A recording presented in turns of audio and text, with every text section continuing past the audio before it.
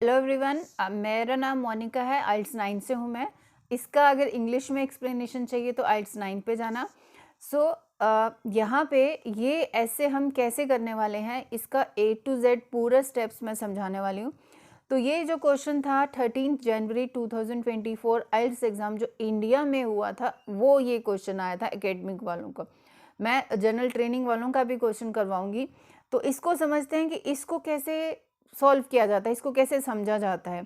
तो क्वेश्चन बोल रहा है, to what extent do you agree और डिसएग्री।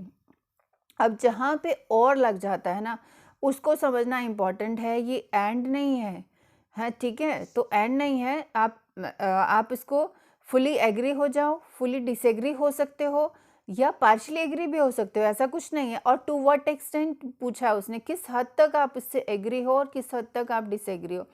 आप इसको ऐसे भी बोल सकते हो कि I agree up to certain extent, I agree to a certain extent, ठीक है। वो भी बता सकते हो कि मतलब 70% तक आप एग्री हो जाओ, 30% आप डिसएग्री हो जाओ, मतलब 70%। मेन 3 पॉइंट्स, आप 2 पॉइंट्स आप लिख दो एग्री के, 1 पॉइंट डिसएग्री का लिख दो, ठीक है। ऐसे भी आप ऐसे को अटेम्प्ट कर सकते हो इसको। तो अभी जब हमें ऐसे मिल जाता है, सबसे पहले क्या करना होता है, हमें प्लानिंग करनी होती है। तो मतलब 40 मिनट्स हमें मिलेंगे टोटल इसको करने के लिए। फर्स्ट 5 मिनट्स जो होते हैं, तो फर्स्ट जो 5 मिनट्स होंगे उसकी हम प्लानिंग करेंगे, ठीक है। मैं समझती हूँ कि शुरू में जब आप लोग प्रैक्टिस करते हैं स्टूडेंट्स, तो 5 मिनट्स एनफ नहीं होते, चलो 7 मिनट्स मान के चलो। बाकी के लास्ट के जो 5 मिनट्स हैं उसमें आपको अपना लिखा हुआ ऐसे को दोबारा पढ़ना है।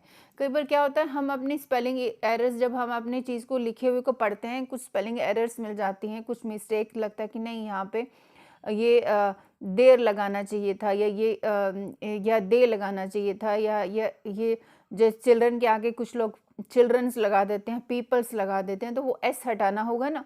ऐसे अपनी मिस्टेक्स आपको मिल सकती हैं। बाकी के बचे हुए टाइम में आप लिखो। तो अपना यहाँ का जो रूल्स है क्या है कि 250 मिनिमम वर्ड्स होने चाहिए, और 300 भी लिख सकते हैं, 330 भी जा सकते हैं, पर 400 500 600 वर्ड्स नहीं लिखना है, ठीक है। तो अभी पहले इस क्वेश्चन को पढ़ लेते हैं, फिर मेन टॉपिक तो मैंने निकाल ही दिया है। तो आगे हम क्या करेंगे, देखो। जब हमें क्वेश्चन स्टेटमेंट मिल जाता है तो प्लानिंग में, ये तो मैंने आपको रूल्स बताए हैं कि पहले 5-7 मिनट, 5-6 मिनट आप प्लानिंग करोगे, तो उसके अंदर हमें इस क्वेश्चन स्टेटमेंट को 3-4 बार पढ़ना है भाई। अगर हमने नहीं पढ़ा तो हम, हो सकता है जल्दबाजी के चक्कर में हम कुछ और समझ लें और उसको ऐसे को लिखाएं, और वो कई बार क्या होता है कि हम आउट ऑफ द टॉपिक लिखाते हैं ऐसे। वो तो 5.5 से ऊपर कभी जाएगा ही नहीं, 5 से ऊपर कभी वो ऐसे जाता ही नहीं है, ठीक है। तो क्या है इसके अंदर, it is the responsibility of schools to teach children good behaviour in addition to provide formal education. ये स्कूल की रिस्पॉन्सिबिलिटी है कि बच्चों को गुड बिहेवियर सिखाना, in addition to, apart from formal education. Formal जो क्लासेस में बुक्स वगैरह पढ़ाई जाती हैं, वो एजुकेशन के अलावा ये बिहेवियर का देना स्कूल का ड्यूटी है, ठीक है। तो ये हमारा मेन हो गया क्या चीज़, रिस्पॉन्सिबिलिटी ऑफ स्कूल्स। आगे जो कंटिन्यू तो है टू एजुकेट गुड बिहेवियर, ठीक है। गुड बिहेवियर ये तो है ही, लेकिन मेन क्या है कि रिस्पॉन्सिबिलिटी ये स्कूल की होती है, पेरेंट्स की, ये सोचने वाली बात है। तो मैं तो ये कहूँगी स्कूल की ज़्यादा रिस्पॉन्सिबिलिटी है, क्योंकि ज़्यादा टाइम वो स्कूल में ही बिताता है। मतलब सुबह लगा लो 7 बजे स्कूल की बस में अगर बैठ गया बच्चा, और 3 साढ़े 3 तक घर में आ रहा है, वो स्कूल की बस से लेकर वहाँ तक टीचर्स के साथ है, वो अपने स्कूल के बच्चों के साथ है, तो उन्हीं को वो ऑब्जर्व करता है ना, मतलब नोट करता है क्या क्या बिहेवियर है। तो ये सब बात करते हुए मैंने बोला यस, तो क्या ब्रेनस्टॉर्म पॉइंट्स होगा। अच्छा, पॉइंट्स एक्सप्लेन करने से पहले इसका फॉर्मेट देख लेते हैं। तो इस ऐसे का फॉर्मेट क्या हो सकता है, इसके फॉर्मेट में एज यू नो 4 पैराग्राफ्स होते हैं, introduction, body paragraph 1, body paragraph 2 and conclusion. So introduction मतलब कि 3 सेंटेंस फॉर्मूला लगाओ तो बेटर है। कि पहला तो हो गया general statement about the main topic. जैसे अब ये मेन टॉपिक हुआ स्कूल या एजुकेशन के बारे में, लिखो कि एजुकेशन कितने इंपॉर्टेंट है लाइफ में। फिर लिखो पैराफ्रेजिंग ऑफ क्वेश्चन स्टेटमेंट, मतलब पैराफ्रेजिंग का मतलब ये है कि जो भी स्टेटमेंट दी है उसको अपने वर्ड्स में लिखो, लेकिन मीनिंग चेंज नहीं होना चाहिए। मैं ये कहूँगी सेम सेंटेंस स्ट्रक्चर रखो, लेकिन थोड़े वर्ड्स को सिनोनिम डाल दो, ठीक है। तो थर्ड में आप अपना ओपिनियन दोगे और क्या ऐसे में क्या लिखने वाले हो ये आप बताने वाले हो। बॉडी पैराग्राफ में आप फुली एग्री हो रहे हैं तो अपने 2 पॉइंट्स को एक्सप्लेन करोगे या एक ही पॉइंट को रखो मेन आइडिया और उसी को एक्सप्लेन करते जाओ। सेकंड पैराग्राफ में हम थर्ड पॉइंट, जैसे यहाँ 2 पॉइंट्स लिख दिए तो थर्ड अपना पॉइंट डिस्कस करेंगे एंड उसके एंड में हम other side of the topic, जैसे ये कह रहे हैं ना स्कूल की रिस्पॉन्सिबिलिटी, तो हम तो एक पेरेंट्स का भी तो रिस्पॉन्सिबिलिटी होती है ना बच्चों को कुछ सिखाना, तो हम एक सेंटेंस के बारे में 1-2 सेंटेंस लिखेंगे पेरेंट्स एंड सोसाइटी का रोल के बारे में कि वो कितने जिम्मेवार हैं, रिस्पॉन्सिबल हैं बच्चे को गुड बिहेवियर देने में, ठीक है। और लास्ट में होगा कंक्लूजन। ये अपना फॉर्मेट हुआ, ठीक है। अब चलते हैं इस पे पॉइंट्स। तो पॉइंट्स क्या क्या हो सकते हैं, देखो ऑफ कोर्स स्कूल जो है वो रिस्पॉन्सिबल है क्या गुड टीचर्स को देने में। स्कूल में जाएंगे तो गुड टीचर्स मिलेंगे और टीचर्स फिर एजुकेशन से रिलेटेड जो है, पढ़ाई से रिलेटेड अदर एक्टिविटीज़ कंडक्ट करवाती हैं, जैसे क्विज़ हो गया, पजल्स हो गया, कंपटीशन एग्ज़ाम्स हो गया, बहुत सारी चीज़ें हैं। तो ये स्कूल ही करवा सकता है, घर में ये एनवायरनमेंट नहीं हो सकता। तो उस टाइम जब वो एक्टिविटीज़ में पार्टिसिपेट करता है बच्चा, स्टूडेंट, तो वो अपने पीयर ग्रुप से बहुत कुछ सीखता है, टीम वर्क सीखता है, coordination, cooperation, caring and sharing सीखता है। और टीचर जब इंस्ट्रक्शंस देती है तो डिसिप्लिन, टीम वर्क, ये सब चीज़ें वहाँ बिहेवियर जो एजुकेशन है वो वहाँ स्कूल में ही मिलती है। और गुड मैनर्स कैसे लर्न कर सकता है, एक और तरीका है, जैसे जब वो पूरा टाइम वो टीचर्स को ऑब्जर्व करता है, पूरे स्कूल जर्नी में कैसी टीचर्स क्या क्या बिहेव कर रही हैं पूरा नोट करता है, तो टीचर्स के बिहेवियर से, उनके एटिकेट से बच्चे बहुत कुछ सीखते हैं। और एक और अलग से मैंने एक पॉइंट दिया है कि school from time to time उनको लेक्चर और स्पीच देने के लिए बाहर से लोगों को बुला लेना चाहिए ताकि उनसे सीखें बच्चे। जैसे फेमस पर्सनालिटी सचिन तेंदुलकर को बुला लो कि उसकी लाइफ से बच्चे क्या सीखते हैं। तो ऐसे लेसन्स घर में नहीं कोई दे सकता है, स्कूल में ही प्रोवाइड किए जा सकते हैं। और लास्ट में अपोजिट साइड को थोड़ा मैं एक्सप्लेन करूँगी 1-2 सेंटेंस में कि पेरेंट्स एंड सोसाइटी रोल वो कितना कर सकते हैं, ठीक है। तो अभी एक और है, अब वोकेबलरी की बात करते हैं। अब ये क्वेश्चन स्टेटमेंट में देखो मैंने ये अंडरलाइन किया ना, responsibility, schools, teach children, good behaviour, in addition formal education, ये सारे कीवर्ड्स आपके एसे में बार बार रिपीट होंगे। अब रिपीट होंगे तो हम बार बार रिस्पॉन्सिबिलिटी, स्कूल्स स्कूल्स स्कूल्स, ये तो 15 बार आएगा वर्ड। तो अगर इतनी बार रिपीट करोगे एक ही वर्ड को तो भाई जो एग्जामिनर है वो आपको क्या नंबर देगा, ठीक है। तो इसके लिए मैंने वोकेबलरी निकाली है। आपको सिनोनिम्स आपको लर्न करनी चाहिए, ये हर जगह काम आएंगे, आइल्स स्पीकिंग में भी काम आएंगे एंड राइटिंग में भी। रिस्पॉन्सिबिलिटी का जैसे अब आंसरेबल हो गया है और चार्ज हो गया है और ड्यूटी भी हम लिख सकते हैं, it is the duty of school. So schools की जगह पे एकेडमिक लिख सकते हैं हम, academic institutions, educational institute, educational organisations, ये भी लिख सकते हैं, ठीक है। स्कूल चिल्ड्रन की जगह हम जुवेनाइल्स, यंगस्टर्स, टीनेजर्स, एडोलिसेंट्स लिखेंगे। गुड बिहेवियर में हम लिखेंगे मैनर्स, डेलिकेसी, एटिकेट्स, ठीक है, ये वर्ड्स लगा सकते हैं। गुड उसके बाद टीच है, टीच के लिए हम लगा सकते हैं to educate, to instruct, give lessons, train, to coach. Formal education में हम लगा सकते हैं एकेडमिक ट्रेनिंग, ठीक है, एनरोलमेंट इन एजुकेशन और एजुकेशनल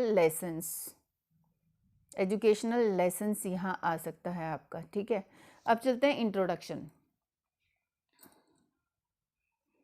अब इंट्रोडक्शन में जैसे मैंने बताया था 3 सेंटेंस फॉर्मूला। पहला सेंटेंस होगा general sentence about the main topic. Main topic schools की बात हो रही है, स्कूल की रिस्पॉन्सिबिलिटी की, एजुकेशन की बात हो रही है।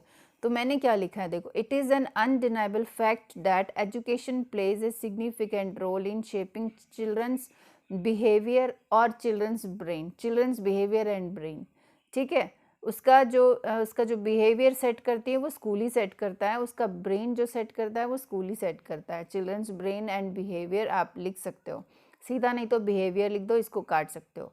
उसके बाद सेकंड जो सेंटेंस होगा वो होगा आपका पैराफ्रेजिंग। अब सिंपल तरीके से पैराफ्रेजिंग करनी है तो आप शुरू कर सकते हो, इट इज़ कंसिडर्ड दैट, ठीक है, it is true that it is considered by many experts that it is the sole responsibility, मैंने it is the sole duty भी लगा सकते हो, it is the sole responsibility of educational institutions to instruct or to give training to children about good behavior, good manners, apart from, in addition की जगह पे apart from लिख दिया, apart from providing formal academic education. ठीक है, simple.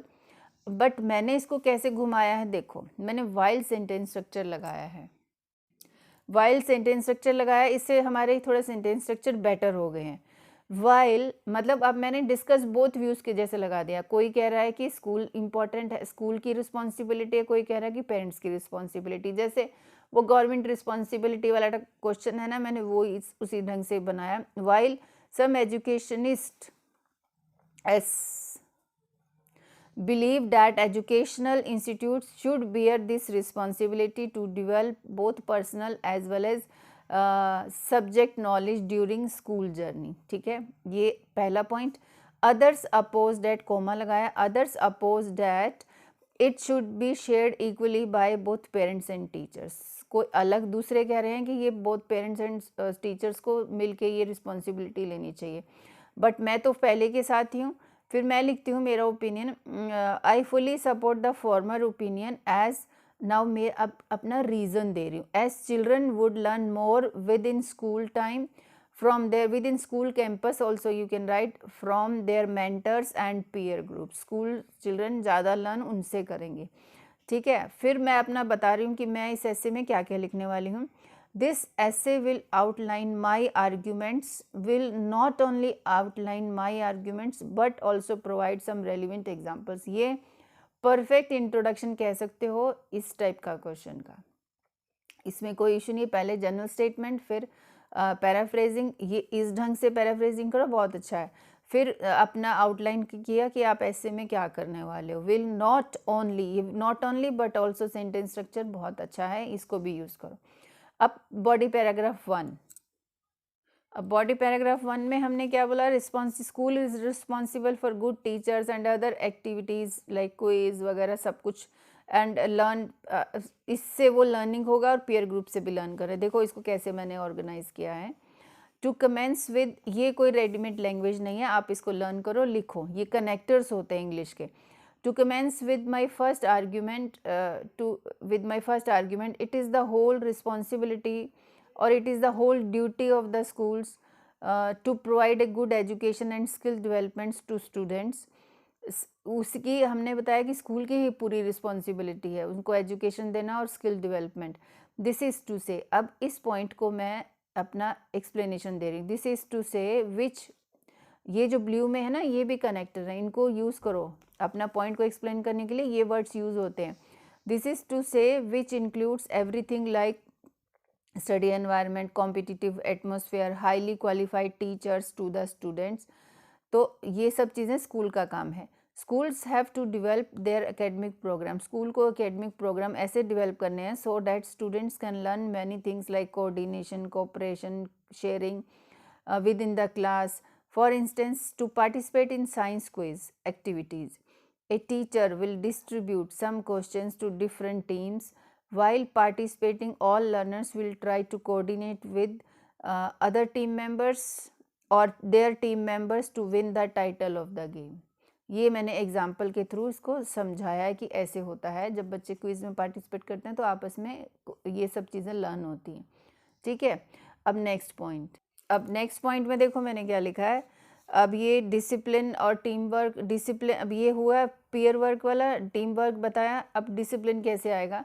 While conducting, देखो जब annual exams होते हैं तो टीचर्स बताती है ना, while conducting annual exams, test, this is not common, wrong है ये. Test competitions, teaching staff, the teaching staff will be giving some instructions to follow some discipline and rules. Therefore, every class activity in school time is a learning for a scholar, indirectly learning behavior concept. indirectly वो क्या है कि behavior concept ही learn हो रहा है. अब हम second paragraph, जो कि हम टीचर्स, जो कि सेकेंड पैराग्राफ हमने क्या लिखा था, मतलब आगे वाला पॉइंट ये तो हमने एक्सप्लेन किया। सेकंड पैराग्राफ में गुड मैनर्स टीचर से, टीचर को ऑब्जर्व करके, और स्कूल ऑर्गेनाइज कर सकती special lectures and speech from famous personality. ठीक है, तो अभी हमने कैसे इसको लिखा है देखो। For further more it is the mentors, it is the mentor only, मतलब it is the teacher only to whom students are observing them every time, students are observing them every time, ये mentor और teachers ही हैं, it is the mentor only, students are observing them every time, they are noticing them every time, their each and every activity. If the teacher is well behaved, well educated and well educated, definitely whole class students would unknowingly follow good manners in daily lives, in their daily life, VES, because children ज़्यादा है ना, यहाँ पे student ज़्यादा हैं। अब last point, lastly school management should organise. अभी lectures and speech के बारे में जो हमारी बात हुई थी ना, इस पॉइंट को कैसे एक्सप्लेन किया देखो अभी। Lastly school management should organise some special lectures from experts and invite some famous personalities to encourage scholars to adopt personal discipline and good etiquette. So यहाँ सिंगल टी है, ये डबल टी गलत हो गया। ठीक है, तो to illustrate Mr. Sachin Tendulkar, a world renowned cricket star who can be invited to motivate students in life, no, students in their lives, in fact यहाँ ये आना चाहिए। Does it also impacts on their tiny brains? तो क्या होगा इसका result, इसकी वजह से उनके टाइनी ब्रेन्स पे इम्पैक्ट होगा, पॉजिटिव इम्पैक्ट होगा, यहाँ पॉजिटिव लिखो। ठीक है, पॉजिटिव इम्पैक्ट होगा। अब मैंने ये हाउएवर करके जो लिखा है ना, इसका मतलब है मैं पेरेंट्स एंड सोसाइटी के बारे में लिख रही हूँ। ये जो है ना पेरेंट्स एंड सोसाइटी, या तो इसको छोटा सा नेक्स्ट पैराग्राफ बना दो 2 सेंटेंस का, बस यही, और कुछ नहीं लिखना इसके बारे में, या इसी में लास्ट में लिख दो बॉडी पैराग्राफ 2 के एंड में। However, it is true that parents and society role cannot be ignored because after school they have to observe their behavior also, which cannot be compared with school environment. तो school के बाद उनको उनके साथ भी रहना पड़ता है, so they have to observe their behavior also. But नहीं लिख सकते, कोमा लगाया, which can not be compared with school environment, school environment के साथ कंपेयर नहीं हो सकता। अब कंक्लूजन का मतलब होता है जो हमने लिखा है उसी को दोबारा से रिपीट कर देना दूसरी लैंग्वेज में। To conclude, it is worth witnessed that, और it could be seen that, it could be, या it is also good, worth मतलब नोट किया जा सकता है, that schools are the best place to instill में मतलब उनको to teach, to instruct, to impart, ये vocabulary है, to instill good etiquette, so यहाँ पे single है, और behavior, दोनों में से कुछ लिखो, through planned strategies and lessons along with the main curriculum। ठीक है, I also personally consider, next line, that a child parents cannot teach these moral and ethical lessons at home which educational organizations can impart, मतलब can teach through teachers, classmates, behavior and books knowledge। ये मेरा conclusion है।